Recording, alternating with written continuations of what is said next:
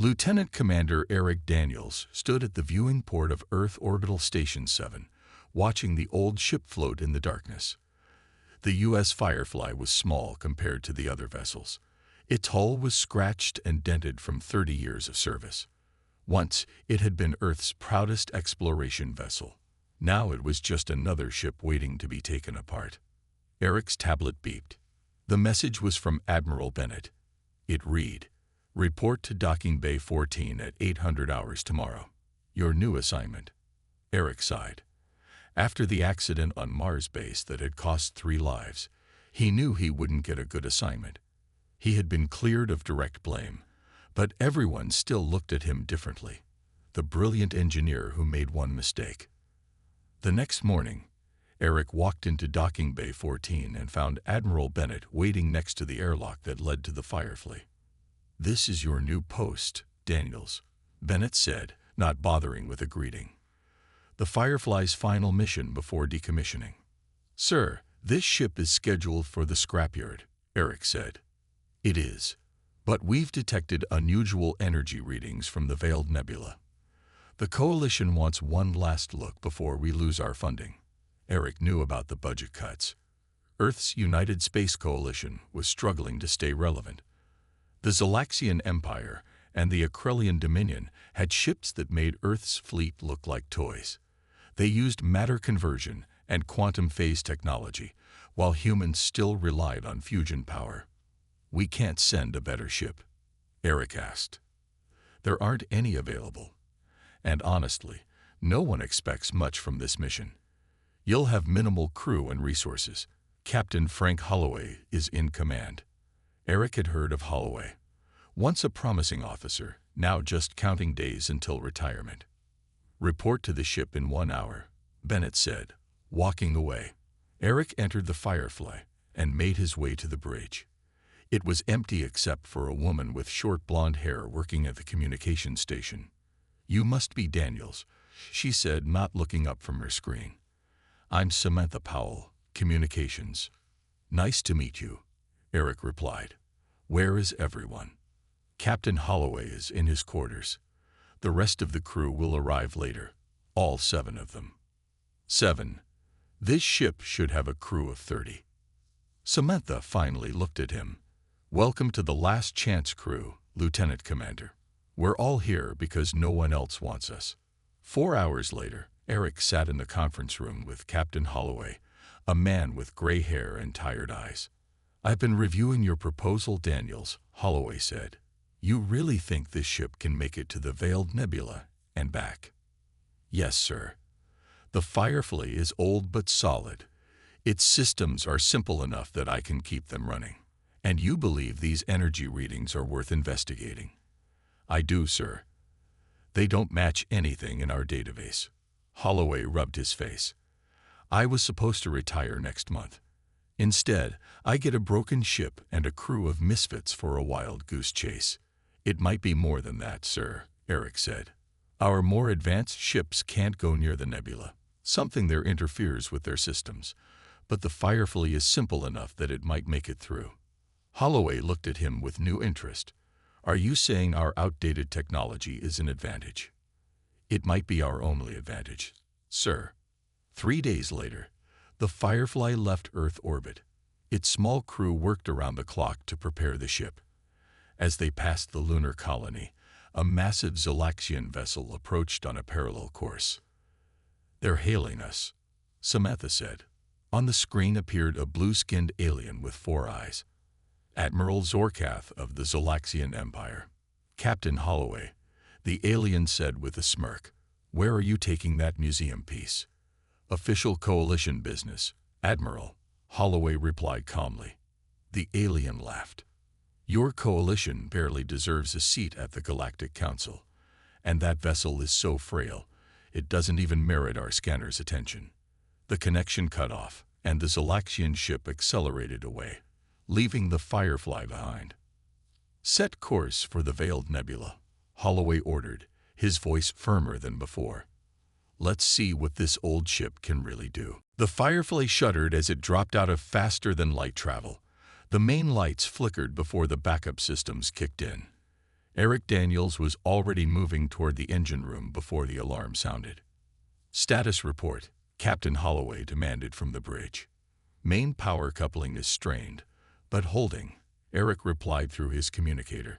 "We need to stop for repairs before we attempt the nebula." Holloway didn't look happy, but he nodded. "Set course for Outpost Delta 9. It's the last supply station before the edge of known space." Outpost Delta 9 was a large space station that served as a trading hub for dozens of species. The Firefly docked at the lowest level, where older ships were assigned. "We have 12 hours, Holloway told the crew. "Get supplies, make repairs, and be back on time. We don't want to draw attention." But on a station full of advanced aliens, the human crew couldn't help but stand out. As Eric and Olivia Banks, the young engineer, gathered parts for repairs, they passed by a group of tall, silver-skinned Acrelians. The aliens' eyes, which glowed like small blue suns, followed the humans. "Primitive species," one whispered, not bothering to lower its voice. "Still using mechanical parts." Olivia gripped the power converter tighter. "They act like we're cave people discovering fire."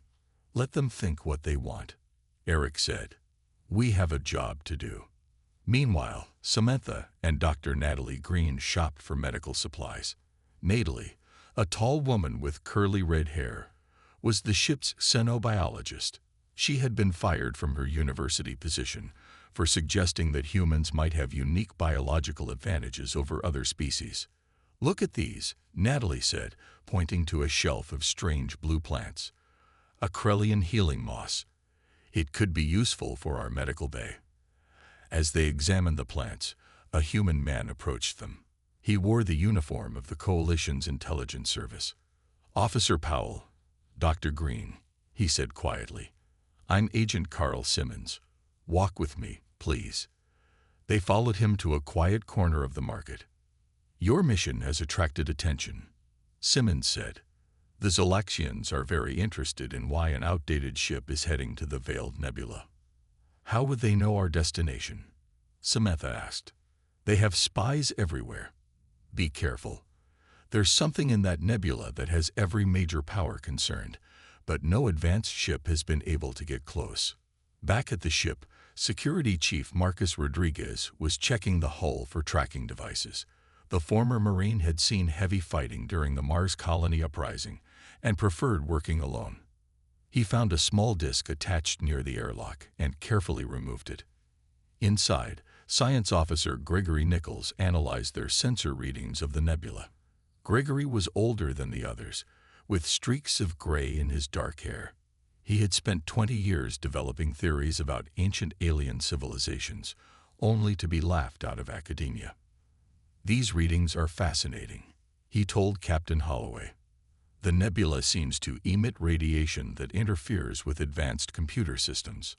The more advanced the technology, the stronger the interference." "And you think our old ship might make it through?"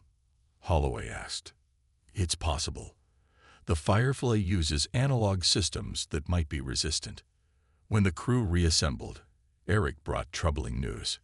"Someone attempted to sabotage our oxygen recyclers," he said. "If we hadn't checked them before departure, we'd have suffocated halfway to the nebula." Captain Holloway's face hardened. "Someone doesn't want us to reach our destination." As they prepared to leave, a sleek Zolaxian warship docked at the station's upper level. Admiral Zorkath himself strode into the station's command center, demanding information about the Firefly. The station commander, a nervous man named Bill Foster, contacted Holloway. "Captain, you have 1 hour to depart. After that, I can't stop them from detaining your ship for safety inspections." "Understood," Holloway replied. "All hands prepare for immediate departure." The Firefly slipped away from the station just as Zolaxian officers reached the lower docking area. As they accelerated toward the looming purple cloud of the Veiled Nebula, everyone on the bridge fell silent. "Whatever's in there," Holloway said, "it's important enough that the Zolaxians are willing to start a diplomatic incident over it." Eric looked at the swirling gases ahead. "Or they're afraid of what we might find." The Firefly entered the outer edge of the Veiled Nebula. Purple and blue gases swirled around the ship like ocean waves. On the bridge, the crew watched in silence as their view of the stars disappeared behind a colorful mist. "All systems check," Holloway ordered. "Engines functioning at 83%, Olivia reported from her station. "Communications experiencing interference," Samantha added. "We're getting echoes from our own transmissions." Eric monitored the ship's power levels. "Strange.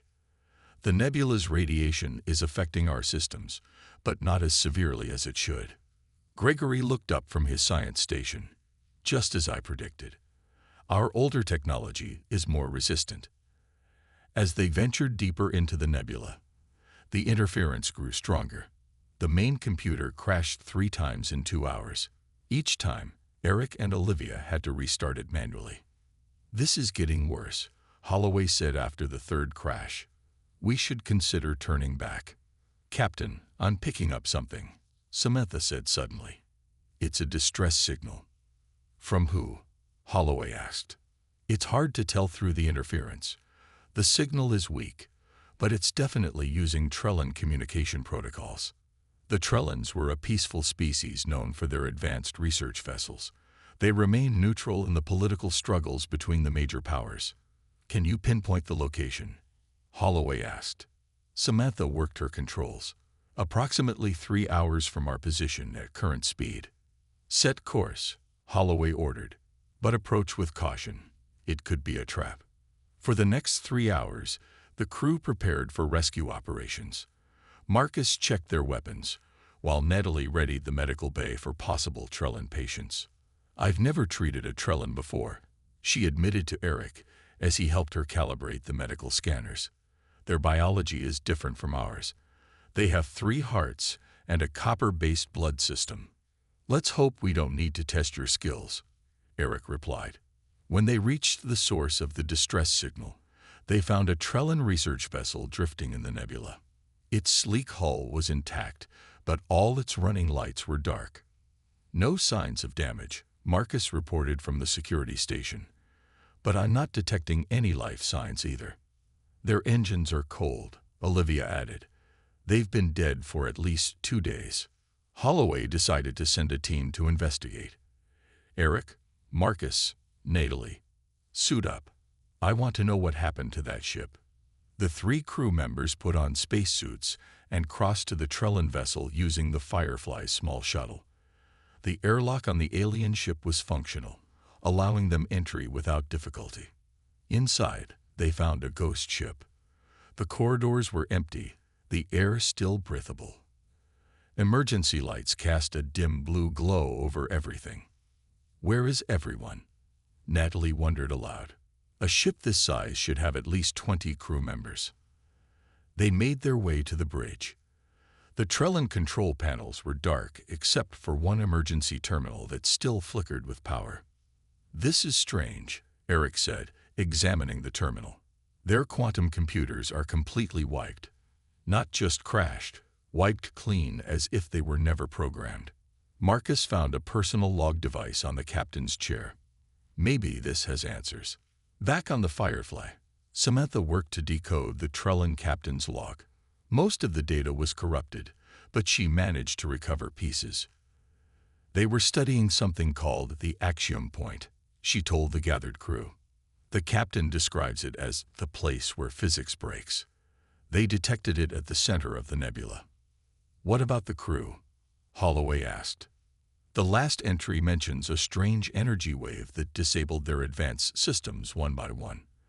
The captain ordered everyone to the escape pods." Samantha looked up. "But all the escape pods are still docked. They never left." "So where did they go?" Eric asked. Gregory studied the sensor readings from the Trellan ship. "Look at this.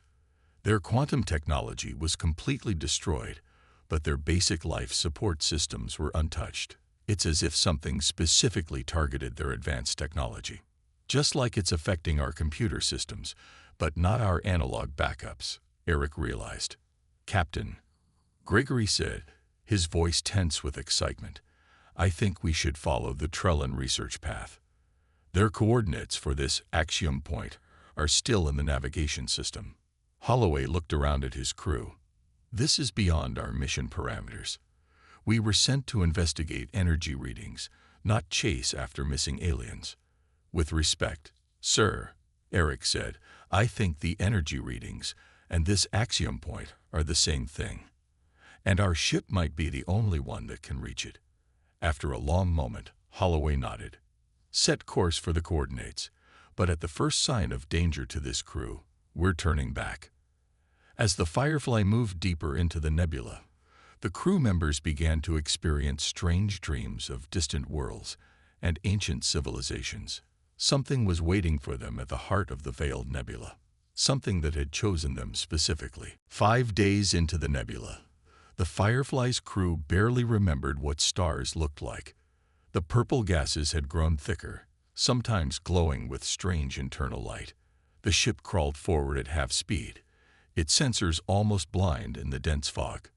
Eric hadn't slept well for days. In his dreams, he saw a blue light calling to him. The others reported similar experiences. Natalie had started a log of everyone's dreams, looking for patterns. We're approaching the coordinates, Olivia announced from her station. Captain Holloway stood up from his chair. Full stop. Let's see what we're dealing with. The view screen showed nothing but swirling gas. Gregory adjusted the sensors, trying different frequencies. I'm getting unusual readings, he said. There's something large ahead, but our sensors can't determine its shape. Whatever it is, it's not natural, Eric added, looking at his own display. The structure is too regular. Holloway ordered the ship forward at minimum speed. The crew fell silent as a massive shape emerged from the mist. It was a space station, unlike any they had seen before. Its design was completely alien. Rings within rings, connected by spokes that seemed to bend in impossible ways. That can't be Trellin, Marcus said, or Zalaxian, or Acrelian. It's old, Gregory whispered, his eyes wide. Based on the material degradation patterns, I'd estimate it's been here for millions of years. The axiom point, Samantha said. The station showed no signs of power or life, yet it remained perfectly preserved. As they circled it, they found no obvious entry points or docking bays. Our advanced scanners are completely useless, Olivia reported. They just return static. Try the backup system, Eric suggested. The old analog sensors. To everyone's surprise, the simple radar system detected an opening on the station's lower section. It's as if the station is deliberately blocking advanced technology, Gregory said. Just like the nebula itself, but stronger. Holloway called a meeting in the conference room. I need options. Do we attempt to board it? We came all this way, Eric said. We should at least try. The shuttle's navigation might not work near the station, Olivia warned. We can use manual controls, Eric replied. I can pilot it without computer assistance. After long discussion, Holloway approved a small team to visit the station. Eric, Natalie, and Gregory would go, while the others maintained the ship at a safe distance. The shuttle journey was tense. As predicted, the navigation computers failed completely, forcing Eric to fly by sight alone. They approached the opening, which expanded as they drew near, revealing a docking area that seemed designed for much larger vessels. It's responding to our presence, Gregory said, his voice filled with wonder. They landed and put on their spacesuits. Atmosphere readings showed breathable air inside, but they kept their helmets on as a precaution. The station's interior was lit by a soft blue glow that seemed to come from the walls themselves. Look at this, Natalie said, examining the wall. The material isn't metal or plastic. It's something else entirely. They followed a corridor that led deeper into the station. The path seemed to change as they walked, adjusting to their presence. After 20 minutes, they entered a vast circular chamber. At its center floated a pulsing blue sphere, the source of the blue light from their dreams. The axiom core, Gregory breathed, just like in the Trellin logs. Eric approached the sphere carefully. His suit's sensors went crazy, showing readings that made no sense. It's bending reality around it, he said. Gravity, time, space. They're all warping near that thing. Natalie moved to examine a panel near the sphere. These look like controls, but I can't make sense of them. As she reached out to touch the surface, the blue sphere pulsed brightly. A beam of light shot out, scanning each of them from head to toe. Then the chamber filled with floating symbols, mathematical equations and diagrams hovering in the air.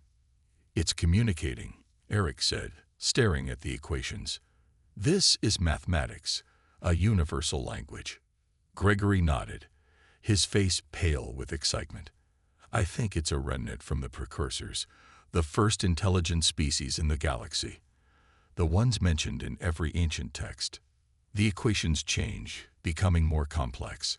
Eric realized they were showing the structure of atoms, the nature of gravity, the formation of stars.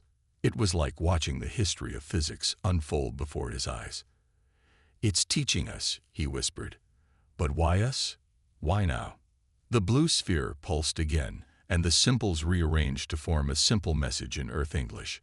Because you came in a ship so simple, it could hear my call. Eric stared at the message floating in the air. It can understand our language. It scanned us, Gregory said, his voice filled with awe. It must have learned from our minds somehow. Natalie approached the blue sphere cautiously. What are you?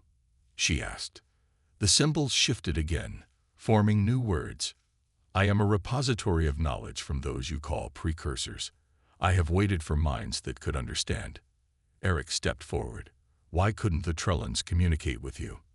Their technology is far more advanced than ours. Advanced, yet limited, the sphere responded. They think only in computation. You think in intuition and logic together. Your approach is balanced. The sphere pulsed, and new images appeared, scenes of ancient beings evolving beyond physical form, leaving behind their technology for species that would come later. The precursors transcended physical existence billions of years ago, Gregory whispered. Every advanced species has legends about them, but no one has ever found proof. Until now, Natalie added. The sphere's light intensified. Your vessel, simple, adaptable. It can be enhanced without being overwhelmed. I offer this gift to you, if you will accept. Eric contacted the Firefly. Captain, the station contains a sentient repository of precursor knowledge. It wants to interface with our ship. There was a long pause before Holloway responded. Is it safe? I believe so, Eric said, looking at the sphere. It could have harmed us already if it wanted to. Return to the ship, Holloway ordered. We'll discuss this together. Back on the Firefly, the crew gathered in the conference room. Eric, Natalie, and Gregory described what they had seen. It's offering us technology beyond anything we've imagined, Eric explained. But it chose us specifically because our systems are simple enough to be safely enhanced. This could change everything, Samantha said. Earth would finally have technology equal to the Zelaxians and Akrelians. Or it could be a trap, Marcus warned. The Trellans went missing after studying this thing. Captain Holloway considered all views carefully. I don't think we have much choice, he finally said. If we refuse and leave, the Zelaxians or Akrelians will eventually find a way through the nebula. At least with us, the knowledge goes to Earth first. The decision made, they moved the Firefly closer to the station. The blue sphere extended tendrils of energy that connected to the ship's hull. At first, nothing seemed to happen. Then Olivia noticed changes in the engine readings. Power output is increasing, but fuel consumption is decreasing. That's impossible. All over the ship, systems began to optimize themselves. Hull materials strengthened. Energy flowed more efficiently. New displays appeared on their consoles, showing capabilities they didn't understand yet. It's enhancing everything, but keeping the basic frameworks intact, Eric said, examining the engine core. It's not replacing our technology. It's evolving it.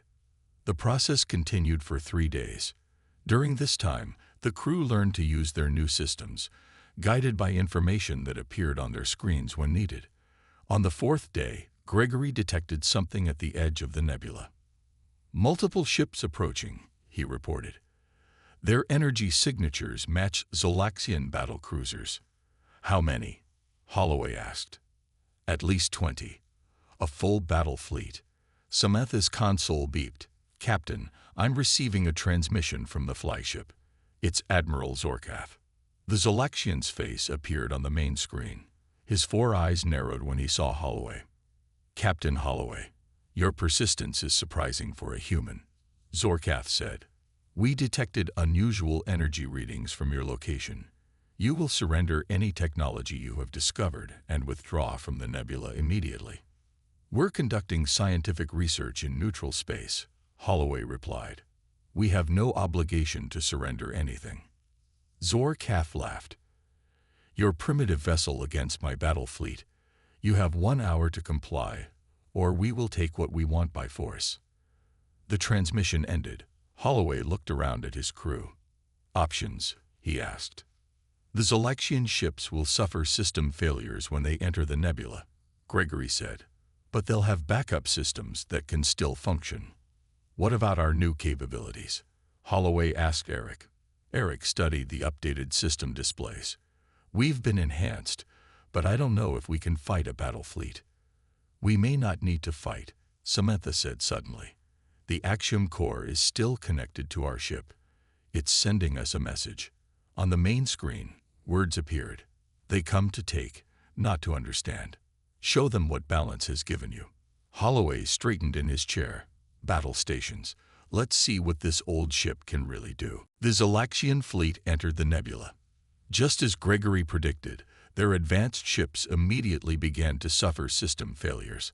On the main view screen, Holloway and his crew watched as the massive vessels slowed and their lights flickered. "They're switching to backup systems," Eric explained. "Simpler technology that can still function in the nebula." "What about weapons?" Marcus asked. "Their main energy cannons will be offline, but they'll still have missile launchers and fighter craft." Admiral Zorkath's face appeared on the screen again. His blue skin was darker with anger. "Your nebula tricks won't save you, humans.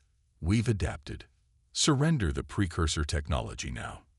"We've been chosen as its caretakers," Holloway replied calmly. "The technology isn't ours to give. Then we will take it by force." Zorkath cut the transmission. The Zolaxian ships spread out, surrounding the Firefly and the ancient station. Small fighter craft launched from the larger vessels. Dozens of them, their engines burning bright against the purple mist. "They're coming straight for us," Olivia reported. "Impact in 2 minutes." "Do we have weapons?" Holloway asked Eric. Eric examined the new displays on his console. "I'm not sure, but there's something." He pressed a sequence of controls. Around the Firefly, the nebula itself seemed to thicken. As the Zolaxian fighters approached, they suddenly slowed, as if flying through liquid. "What's happening?" Holloway asked. "The ship is manipulating gravity fields," Eric said, amazed, "creating pockets of dense space-time." The fighters struggled against the invisible force. Some managed to fire their weapons, but the energy beams dissipated before reaching the Firefly. "We're absorbing their energy somehow," Samantha reported, redirecting it into our shields. More fighters approached from different angles. This time, the Firefly extended what looked like tendrils of light. When they touched the Zolaxian vessels, the fighters went dark, drifting powerless through the nebula.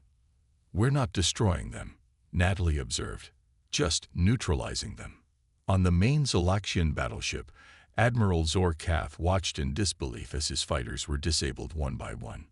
He ordered his capital ships to move closer and fire their backup missile systems. Dozens of missiles streaked toward the Firefly. But before they could hit, a bubble of blue energy expanded around the human ship. The missiles exploded harmlessly against it. "I recognize that technology," Zorkath hissed to his second-in-command. "It's similar to our phase shields, but more advanced." "Impossible," the officer replied. "Their ship is too primitive to generate that kind of power." "Evidently not," Zorkath said. Ready the main cannon. We'll have to risk using it, nebula interference or not. On the Firefly, Gregory detected the power buildup. They're charging their main weapon. If they fire it in this environment, it could create a cascade reaction through the entire nebula. They'll destroy themselves and us, Eric said. Captain Holloway stood. Open a channel. When Zorkath's face appeared, Holloway spoke firmly. Admiral, powering that weapon in the nebula will create a catastrophic reaction. Stand down. You expect me to believe that? Zorkath sneered. This is just another human trick. Holloway turned to Eric. Can we stop them? Eric studied his console, where the Axiom core was providing new information. Yes, but it means revealing more of what we can do. Do it, Holloway ordered. The Firefly moved toward the Zolaxian flagship.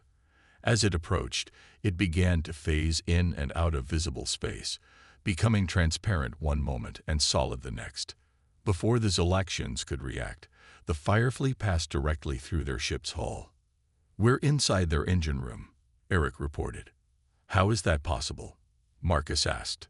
The ship can phase through solid matter by temporarily shifting our molecular structure out of sync with normal spacetime.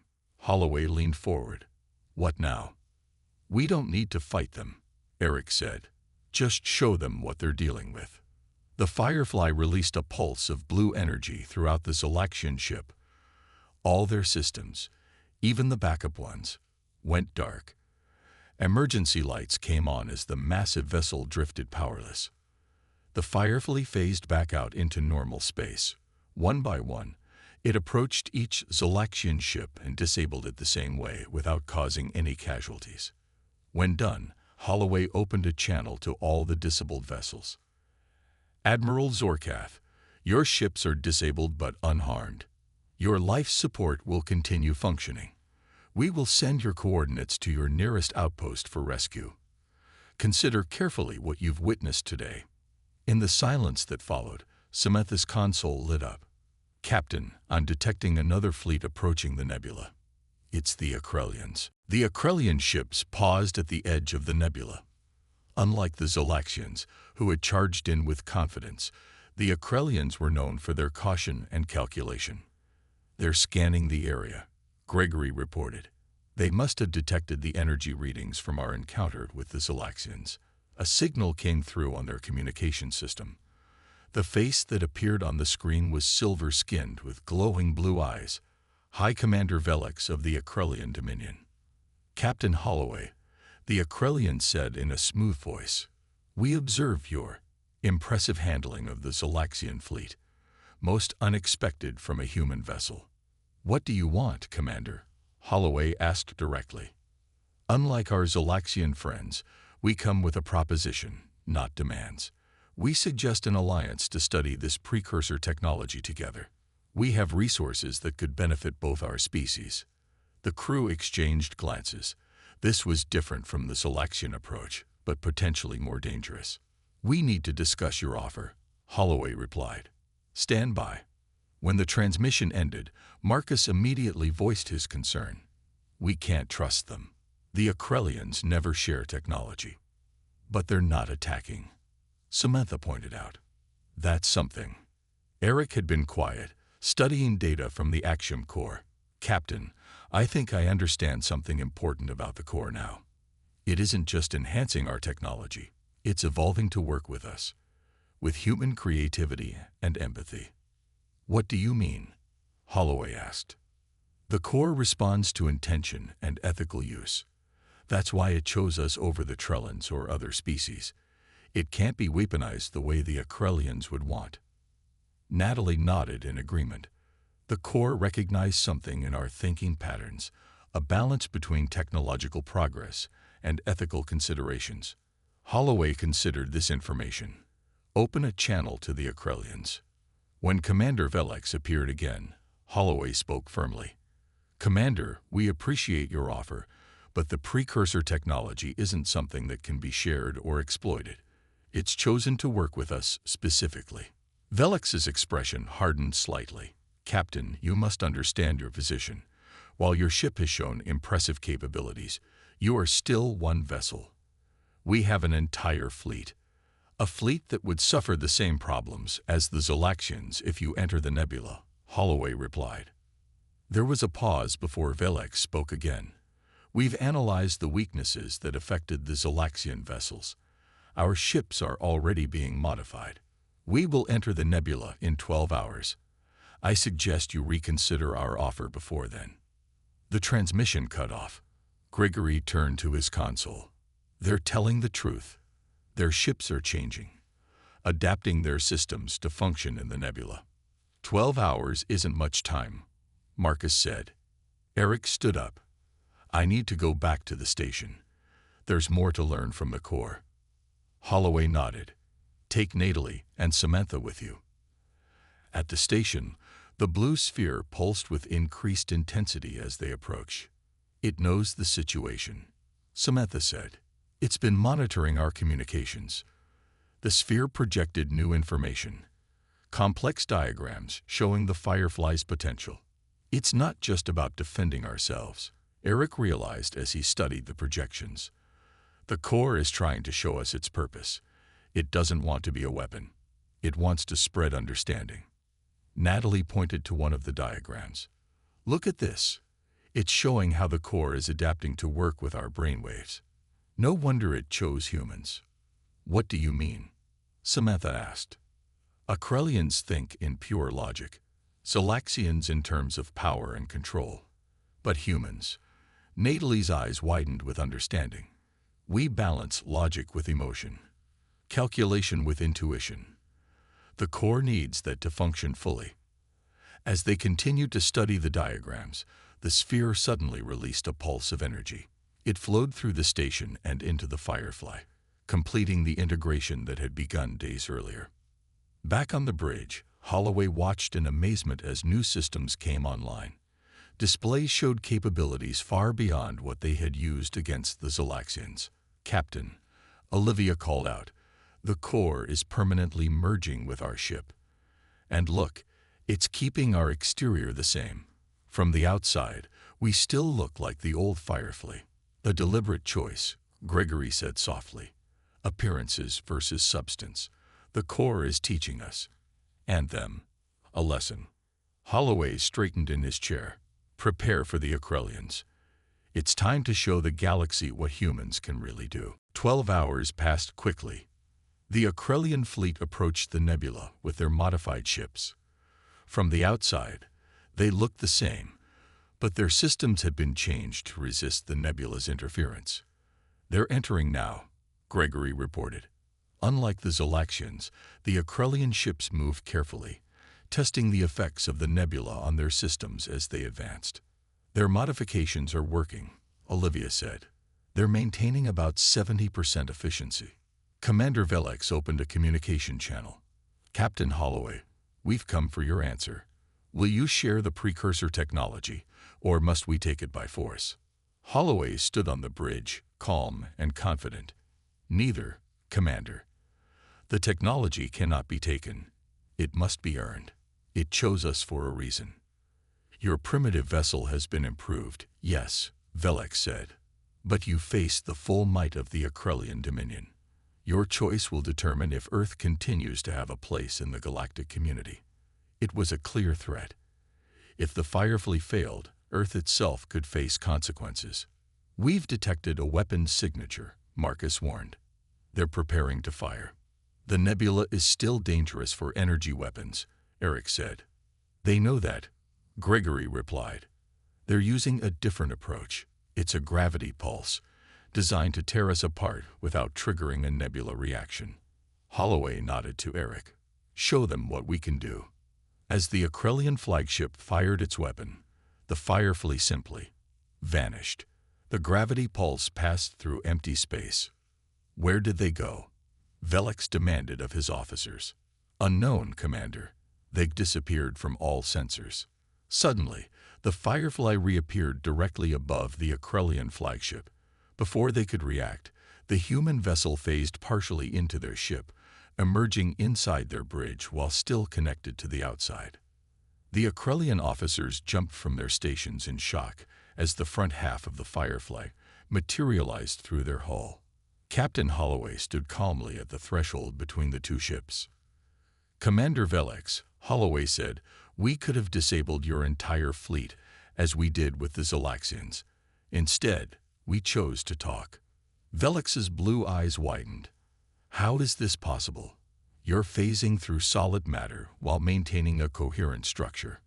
The technology you seek to control cannot be controlled," Holloway explained. "The axiom core responds to intention. Your desire to weaponize it would make it useless to you." While they talked, Samantha received a transmission from the axiom core through her console. Words appeared on her screen. "It is time to show them the truth." She nodded to Eric, who understood. The Firefly began to project images throughout both ships, visions of ancient precursors and their journey toward peace, their eventual transcendence beyond physical form, and their hope for younger species to follow a balanced path.